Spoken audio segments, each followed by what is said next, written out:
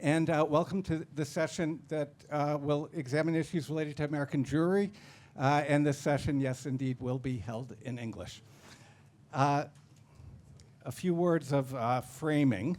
The events of the last few weeks capture in sharp relief the various dimensions of the diaspora Jewish experience and Israel's relationship with Jewish communities abroad. The mass murder in Bondi Beach is the latest and most painful episode, and it comes in the wake of intensifying anti-Semitism and hostility toward Israel in the US political arena, including the platforming of anti-Semites in important right-wing media and the election of an ideologically committed anti-Zionist to New York's mayoralty. But there is also another dimension. As we meet here, Jewish leaders from around the world are gathered in Jerusalem for the J50 Forum, a meeting with the foreign minister and other Israeli leaders. Indeed, as the two-year multi-front war winds down, Israel faces international isolation, its standing in the United States and both political parties has deteriorated, and Jews worldwide and in the United States also face waves of anti-Semitism. Yet global Jewish solidarity with Israel endures, and although strained, it remains a critical source of strength and resilience for both Israel and Jewish communities throughout the world. In this fraught context, we turn to four experts for a conversation about the American Jewish experience and the partnership between Israel and the American Jewish community. It's my great pleasure to welcome Shiraa Rudderman, an activist and philanthropic leader who serves as the executive director of the Rudderman Family Foundation, where she has led many path-breaking initiatives to strengthen the relationship between Israel and American Jewry. And Rebecca Caspi, the Senior Vice President of Global Operations for the Jewish Federations of North America, where she also directs the Israel office of the JFNA, Becky Caspi. Michael Cotler-Wunsh, a lawyer, a former member of Knesset, a past special envoy for combating anti-Semitism for the State of Israel. Michael Cotler-Wunsh is currently CEO of the International Legal Forum. And Dan Shapiro, U.S. Ambassador to Israel between the years 2011 and 2017, more recently Assistant Secretary of Defense for the Middle East, and Distinguished Fellow at the Atlantic Council, and perhaps most importantly, past Distinguished Fellow at the INSS. Welcome back, Dan. I'm going to begin with a question for Dan, and then we'll turn with initial questions to each of our panelists. Dan published last week in the Atlantic magazine a very important article critiquing fellow Democrats for seeking to dismantle the special relationship between Israel and the United States. And I'd like to ask Dan, as a general framing for our conversation, because this is a very important issue for American Jews as well, what is driving the antipathy toward Israel in the major political parties in the United States among Democrats and Republicans? Thank you, Ted, and good to be with good friends and fellow panelists, and back home in INSS. Everyone can hear me? I don't think it's on. No. Sorry, just put it on. Sorry about that. Now it's working. Yes. Okay. Anyway, good to be with my friends and colleagues. Thank you, Ted, and it's good to be home at INSS after too long.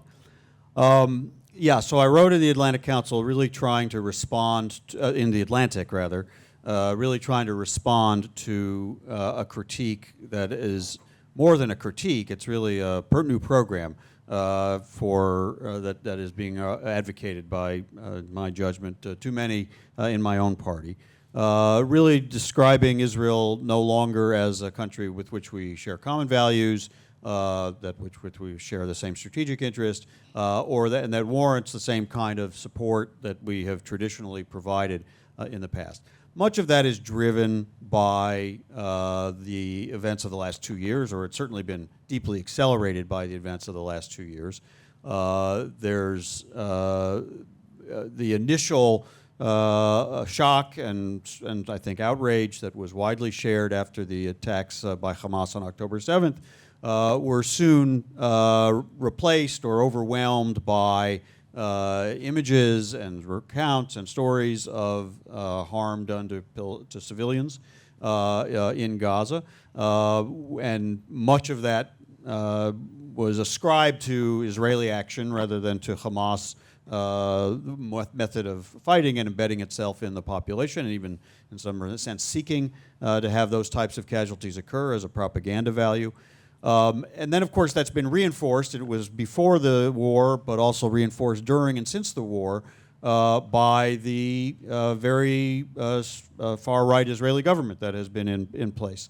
Of course, some of that is consistent with previous Israeli governments led by Prime Minister Netanyahu, but it's much more so in the current government where you have figures like Ben-Gvir and Smotrich, who are really seen as extremists, as outside of any mainstream of democratic politics. I don't mean small d democratic politics, and have outsized influence, in part because of the nature of the coalition and the Prime Minister's dependence on them, because of his situation. And so it's been very easy for those who are critical of Israeli policy and Israeli politics to try to drive toward a very different relationship with the State of Israel. My argument in the Atlantic article was that, look, Israel has proven itself in this period to be, number one, a flawed democracy, and we also are a flawed democracy, and many Democrats have argued that the United States hopefully will not be judged only on, for example, the mistakes we made after 9/11, things that President Biden spoke about when he came here, that it's possible to have justified grief and outrage over an attack, overcome some reason in what follows, and that Israel may have made mistakes, and there is legitimate room for criticism or for critique of how some aspects of the war were conducted, but that doesn't overnight change Israel into a non-democratic or an autocratic or a conflict-seeking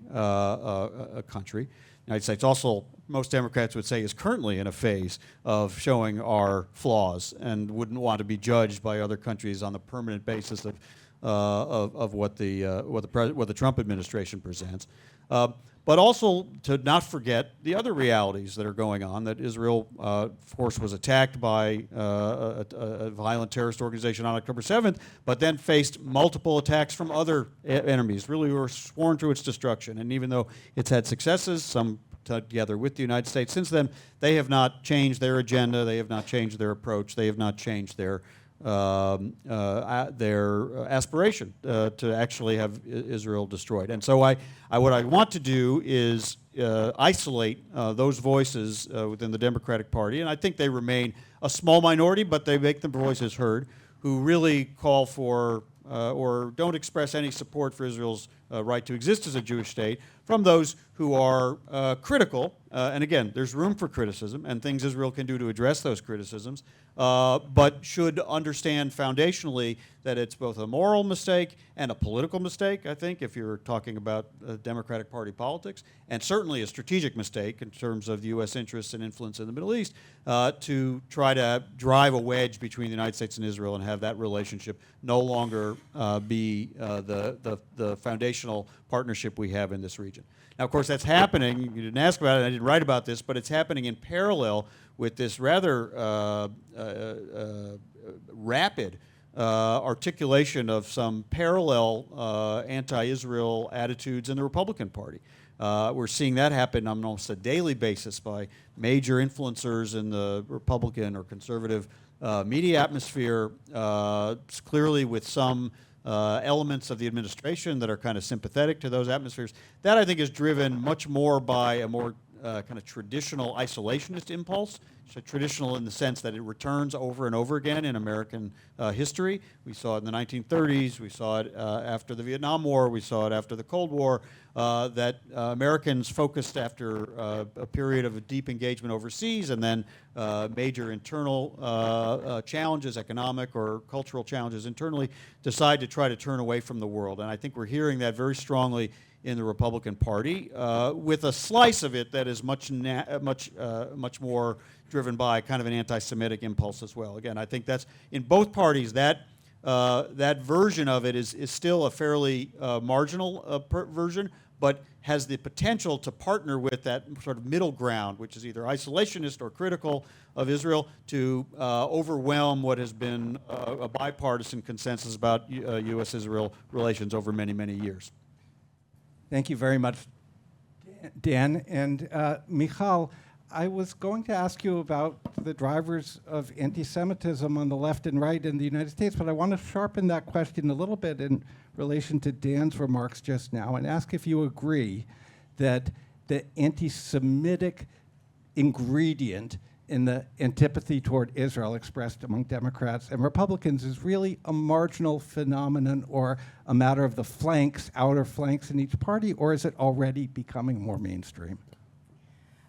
So first of all, thank you, Ted, and thank you to INSS for hosting this, what I think of is a very important discussion. And I'll say as follows. I don't agree with Dan that what we've seen is singularly in the last 2 years. Meaning from my perspective, to answer your question properly, I would have to say that anti-Semitism is both a symptom and a weapon in what I regard as an eighth front of war that has been raging, I'll say, for decades. I began this unconventional war for public opinion 50 years ago with the Zionism is Racism resolution passed in the UN. We have to understand that after a series of conventional wars failed at their declared intent to destroy the state of Israel from 1948 to 1973, that opening shot is the first example of what I regard as precisely what endangers the United States and, by the way, the foundations of democracies everywhere, which is the systematic hijacking, redefinition, inversion, weaponization of this post-World War II international rules-based order, of its institutions entrusted to uphold, promote, and protect that international rules-based order equally and consistently, of a human rights industry that was created around it in order to ensure equal and consistent implementation of those principles. And if I began with Zionism as racism, fast forward to the 2001 Durban Conference Against Racism, example number 2, if you will, blood libel number 2, that actually then peddles around the world post the Durban Conference Against Racism, Israel is an apartheid state. Once again, redefining not just, in the case of Zionism as racism, not just what Zionism is and what racism is, but what apartheid is, in this case, 2001, after which, for 24 years, we have had graduates of universities all over North America, the United States of America, Canada, and many other countries around the world that have experienced Israel apartheid weeks. And finally, yes, in the aftermath of a little over 2 years ago, the Simchat Torah October 7 massacre, the hijacking, redefinition, inversion, and weaponization of the term genocide, that has a very clear definition, by the way, that Raphael Lemkin created as the basis for the Convention for the Prevention and Punishment of the Crime of Genocide, but is just the most recent example. And that explains, for me, not just the tsunami and unleashing of anti-Semitism in its modern mainstream strain of anti-Zionism that denies Israel's very right to exist in any border, which is what it was about with the Zionism as Racism resolution 50 years ago, but it explains the normalization of anti-Semitism, whether it comes from, as I say, the extreme right, the extreme left, the extreme Islamist, keyword being extreme. And anti-Semitism has a definition. The International Holocaust Remembrance Alliance definition of anti-Semitism that enables to actually deal very well with the kind of criticism that Dan was talking about, because it clearly stipulates, of course, criticism of the State of Israel or its policies or certain politicians or a certain government. Of course, that's not anti-Semitism. What is anti-Semitism is the mechanism of anti-Semitism. That is Natan Sharansky's 3 Ds, for those that have not read the IRA working definition: demonization, delegitimization, and double standards. Those are a critical mechanism to understand why it is that anti-Semitism normalized is mirrored by and predicts the normalization of extremism that threatens the foundations of democracies, including the United States. Thank you very much, Michal. I'd like to now focus a little bit on the American Jewish community, and I'd like to ask Becky how American Jews experienced the war and how it's shaped American Jewish life, and also what was the contribution of American Jews during this 2-year war. Well, thanks, Ted, and good afternoon, everybody. Nobody's ever said I don't like a challenge, so that leaves me 4 minutes and 45 seconds to tell you 2 years of nonstop work. But let's go. So the first thing is I just want to make sure everyone knows what Jewish federations are, because that's who I represent. Jewish federations are the central body of the North American Jewish community, the representative organization, the Mamlechti organization, and there's 141 federations. So that means in every city and town of any size in the US and Canada, there is a central body that brings together the entirety of the Jewish community. And our mission is simple to say, a little challenging to deliver. It's to ensure the flourishing of Jewish life, locally, nationally, and around the world. So when Israel was attacked on October 7th, we responded. That's what we do. And in this case, we turned on the big twin engines of the North American Jewish community, which I must say is an absolute awesome, in the biblical sense. It is an awesome thing to see. And we had two goals right from the very start. The first was to raise dollars, because we're really good at it, to make sure that we could help Israelis who were suffering under this new terrible situation. And the second was to ensure that Israel had the time and the room to maneuver and do what had to be done. Now, I literally started that work and with calls and activating protocols on the morning of October 7th. Like everyone else in this room and everyone else on the planet, I had no idea that this would go on to the extent that it did, or that the damages and ramifications would be as deep and painful as they are. So let me talk first very briefly about the public campaign for Israel. We launched it immediately. There were rallies in every single city. We reached out to local elected officials and to our allies in other faith communities. More on that maybe later. Not as strong, those allyships, as we might have hoped.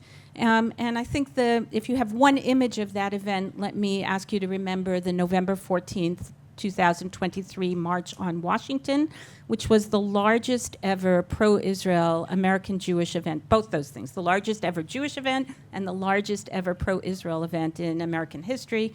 We had nearly 300,000 people on the mall and another 250,000 people live streaming, not just Jews. It was a pro-Israel event, and I think that really set the course and showed how serious our intent was to ensure the maneuvering room and the time that Israel needed. And our emergency campaign, which we closed out just 2 months ago, ended up topping out at $908 million in additive funds for Israel. All of those funds have been deployed, allocated. That means that right from the start, we were making grants to every hospital to assist the evacuees, for urgent trauma relief, for every possible need you might imagine, with systemic responses starting to come in very, very soon. We have hundreds of millions of dollars leveraged in small business loans and grants to help people keep the backbone of the economy afloat. We opened together with the Ministry of Health, 18 community-based mental health centers. I could go on, except for the time, and so I won't. But what I want you to know is that there is really no one in Israel, no matter what part of society you are from, no matter where you live, that hasn't in some way felt the warm, loving, eternal embrace of the American Jewish community for this country. And in North America, that's the second half, and I'll race through this. We've documented what we call the surge, hazinuk, in seeing since October 7th a huge rise in the desire of American Jewry, and I apologize to my Canadian friends that this data is about the US, but it's true in Canada too. We have seen a huge rise in the desire to affiliate, to take part, to be with other Jews. So from a height in 2024 of 43%, in April 2025, we documented a 31% increase that is holding steady. That means a third of American Jews want to do more Jewish, be more Jewish, and be with other Jews. So the problem set that I'm going to put out there, and with that I'll finish, is that at the same time, 79% of American Jews are deeply concerned about rising anti-Semitism, and 73% of American Jews have a deep desire to learn more about Israel and to gain general Jewish knowledge. So what that means is that we have a huge opportunity that comes from this thirst for understanding, and we have a responsibility to protect and secure our community in the face of rising anti-Semitism. 9,354 anti-Semitic events recorded in the United States by ADL in 2024. So for us today, the surge continues, but we know, and I hope you all know, it won't last forever. This is our window of opportunity. Thank you very much, Becky. I'd like to turn to Shira with a follow-on question. Alongside the outpouring of support among American Jews for Israel over the last 2 years, there is a surging concern about anti-Semitism. And more in recent months, I'm hearing from American Jewish leaders and other American Jews the notion, the sense that Israel, through its policies in the West Bank and in Gaza, is actually fueling anti-Semitism. Not causing it, but is actually adding fuel to the flames of anti-Semitism. From Israelis, I'm hearing something similar but opposite. I'm hearing that the preferred solution to the Israeli-Palestinian conflict propounded by American Jews, a Palestinian state, is the thing that will threaten Israelis. How do we overcome a gap between diaspora Jews and Israelis when so many diaspora Jews feel like Israel is endangering their well-being, and Israelis feel that diaspora Jews are propounding solutions that in turn will endanger Israel? Becky, if you had the challenge in 4 minutes, I don't know what to say. It's like, 100 years. But I'll try to answer in a broad way that everything we heard here today, in the previous panels and in this one, actually is leading to the fact that the core of the relationship between Israel and American Jewry, and the core of the relationship between Israel and the United States, and the core of the relationship between Israel to other Jewish communities and non-Jewish alike is in the missing, I think, major conversation, not just here, in a national security hospice, is the fact that we're not talking about the Jewish challenge. This is an issue of the Jewish people. We talk about many, many issues, economics, technology, relationship, foreign affairs, like they're not connected to the core of our challenge that October 7th all made us face, Jews, non-Jews, Israelis, and non-Israelis, is the story of the Jewish people and the existence of the State of Israel.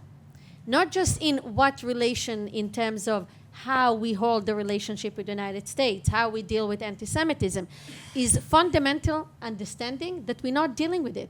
What is the story of the Jewish people today? What is the story of the Jewish people for the next 100 years?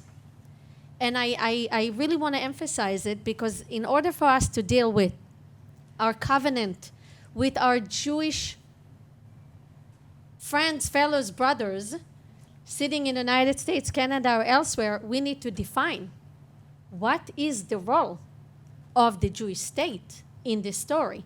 In order to understand the relationship with the United States and the pivoting role that the Jewish community, and I would say Dan with the hat of the Jewish community and the U.S. Professional hat, Becky or Michal, we need to understand that we are not talking the same values within our own people. We are Jews. We spoke about Democrats and Republicans. I would even say Jews in general. If 80 years ago, and I would even say, 80 years ago, maybe a little more, when we all Jews said Israel, when we said home, when we said family, when we said, certain words, we all, no matter where we were, politically, religiously, where we were, we all understood what it means. We all wanted, by and large, the same thing. Today, we in Israel, the Israeli society, does not speak the same language. The American Jewish community does not speak the same language internally. And definitely, externally, we're not. So put this together in context of your question. How can we deal with bigger issues? If we go to and I'll stop here and add something and then close this hopefully together.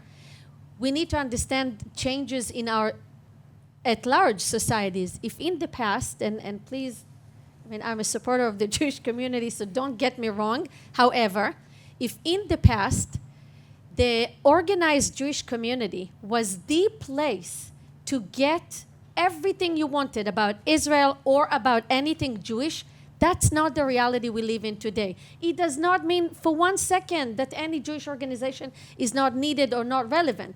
But it means, hey, let's look at the reality in its face. President Trump does not call any Jewish organization. He calls, I would say, to my knowledge, and there are experts here more than me, maybe 4 individuals individuals, meaning it's about the people.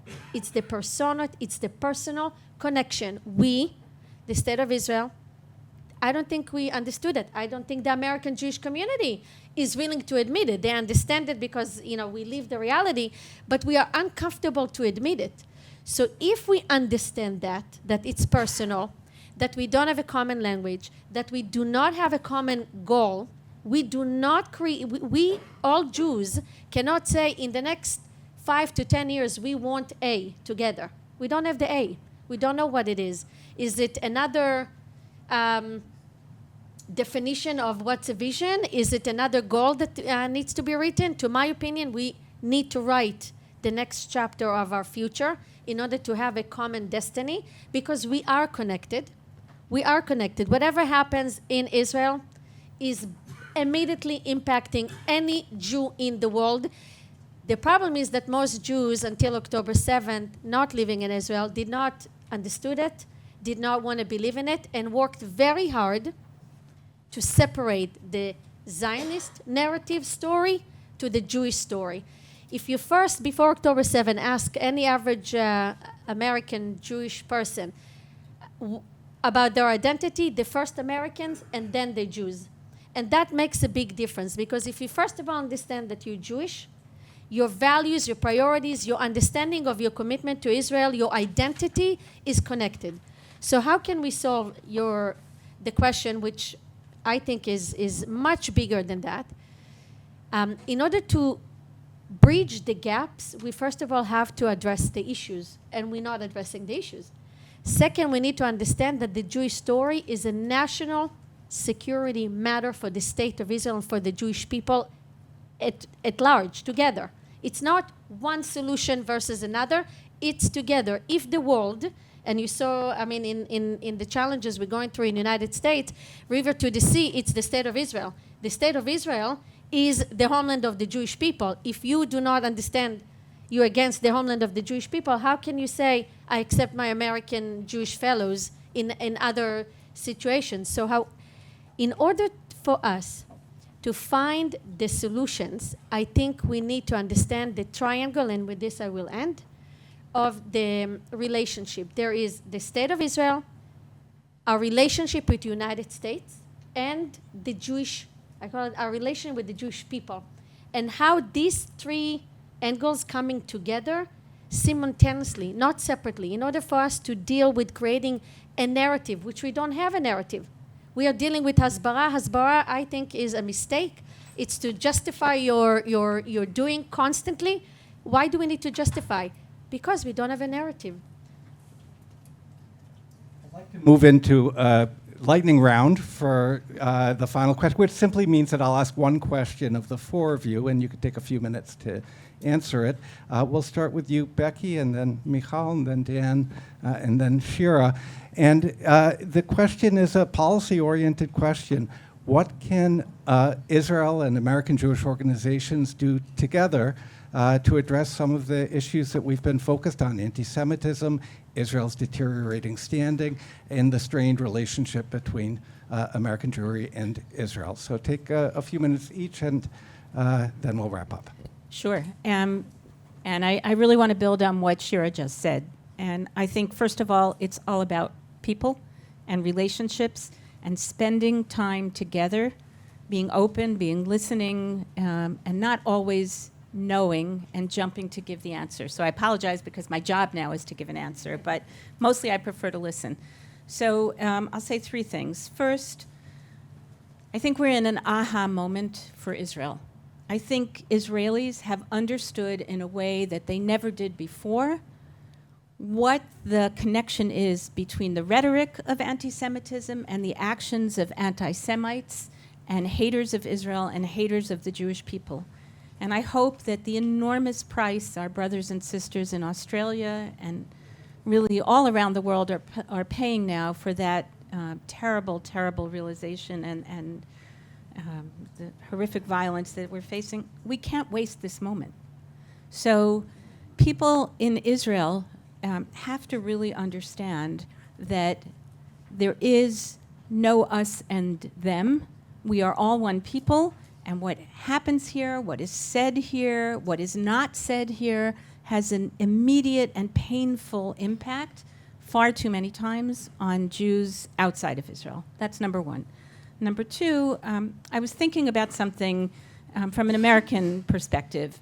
We have, the estimates vary wildly, and widely, between, 300,000 and 1 million Israelis living among us in the United States. What an opportunity for Israel to change the disc and say, rather than they left, saying, these are our people. What can we do to engage them? They could be a living bridge between a community that has a different point of origin and a community that's so familiar to us here in Israel. So that was an aha moment for me.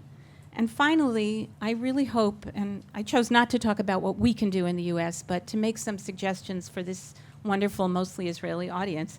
The last thing is, the Israeli government, I think, and most Israelis don't realize this, years and years ago, decades ago, made some breakthrough decisions to invest in the Jews of the diaspora through programs like Birthright and Masa and support for other opportunities that bring young adults from our communities together, not just the US and Canada, from across the world. And they've started investing in our day schools, and they've started investing in us in a way that I think is really inspiring. It lends itself to the narrative of mutuality, and I think it strengthens us and our Jewish identity outside of Israel, and it allows us to come together in very different ways and to create the vision and the values for the future that Shira talked about. I'll use it. Thank you, because it's actually, I think, a continuum. And after Shira really set the stage and Becky continued, I'll continue from there, and I'll say, I said Natan Sharansky's 3 Ds as the definition of anti-Semitism. So to that, I've actually mirrored it with the 3 Rs that I would say in response to your question. And that is to remember, to reclaim, and to renew. Remember, reclaim, and renew. And remembering includes actually, I'll add to what Becky just said, a 2-way understanding. That what we are facing right now, we are facing as a people.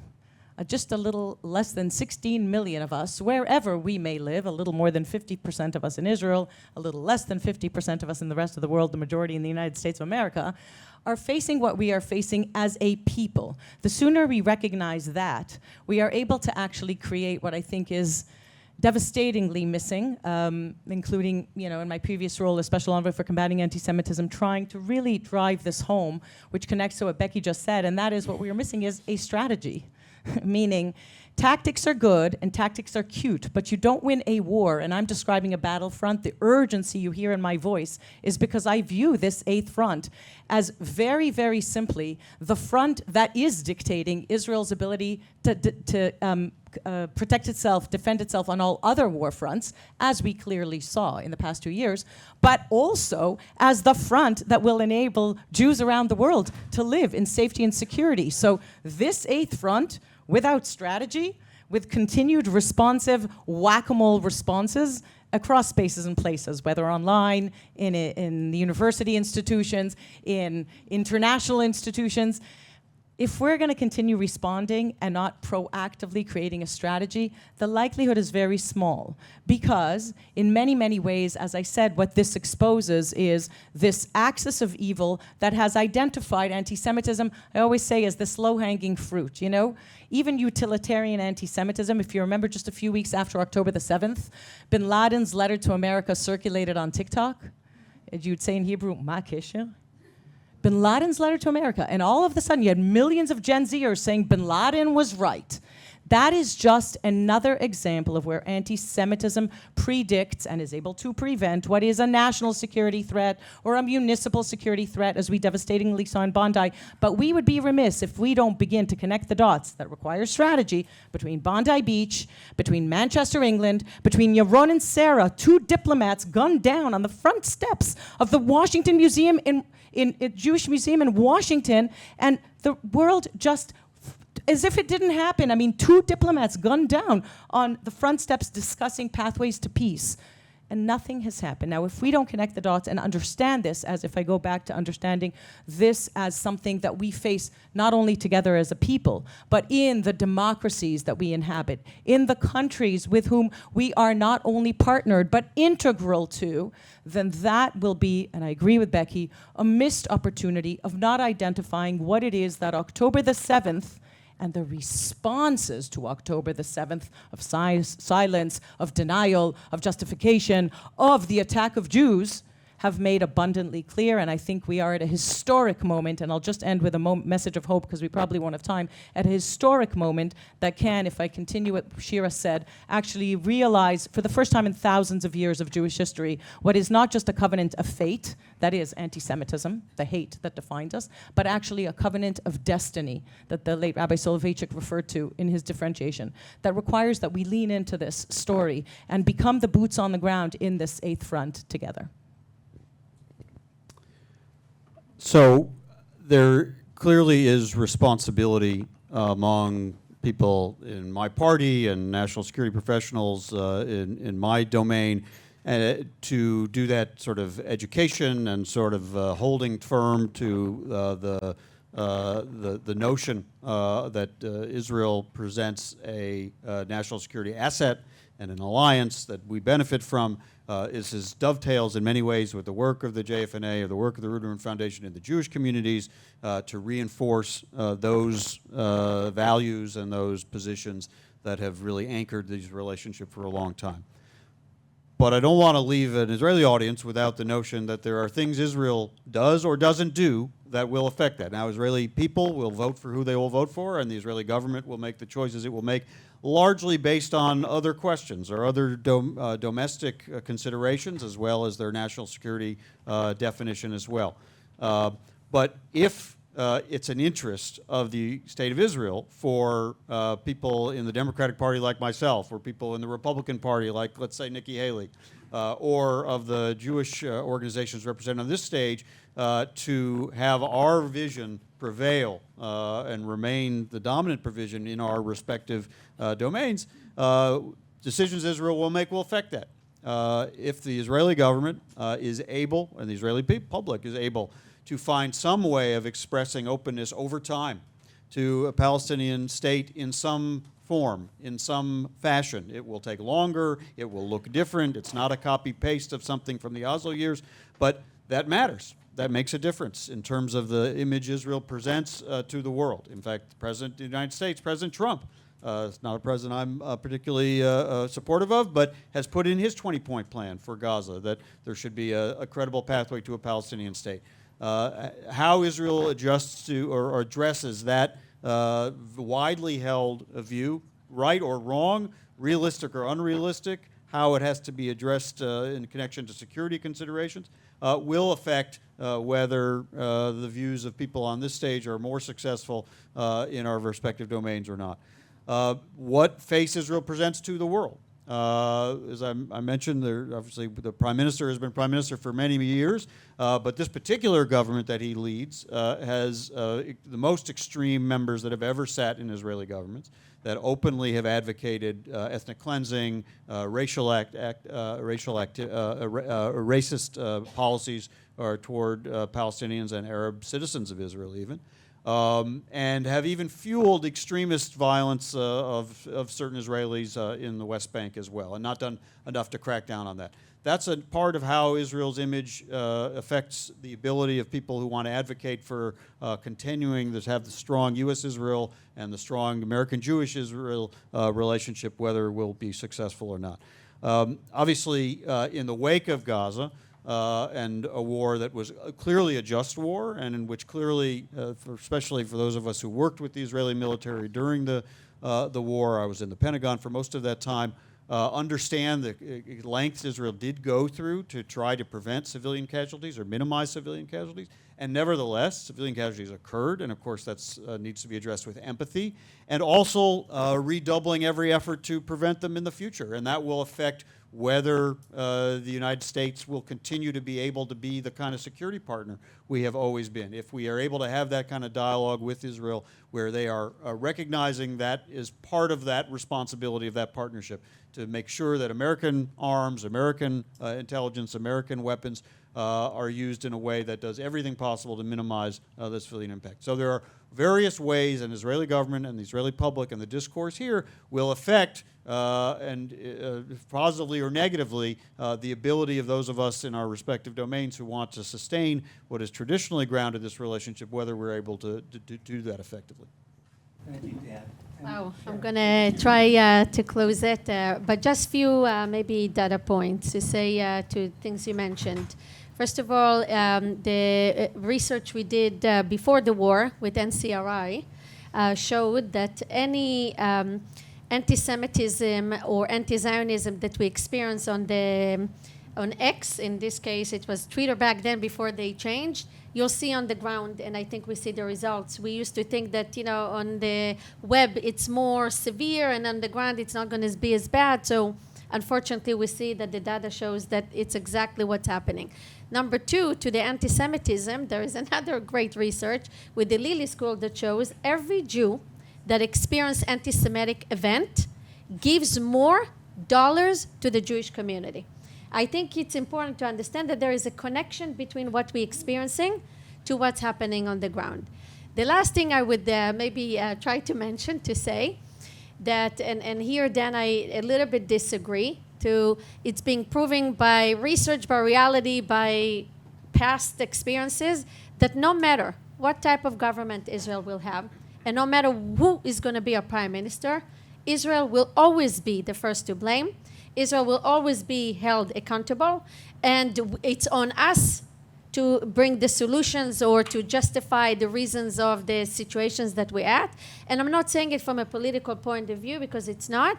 It's just to say that I think that we are so used to the fact that Israel is holding all the reasons and all the responsibilities of the certain situations that we had, including peace process that we are unable to get to, although we really much want it. So in closing, just an optimistic remark to say that I think we all, and I hope we all believe, that Israel is not going anywhere. We're going to be here, we're strong, it's the homeland of the Jewish people, and I think we have to own it to ourselves in order to be able to fight for it and to work for.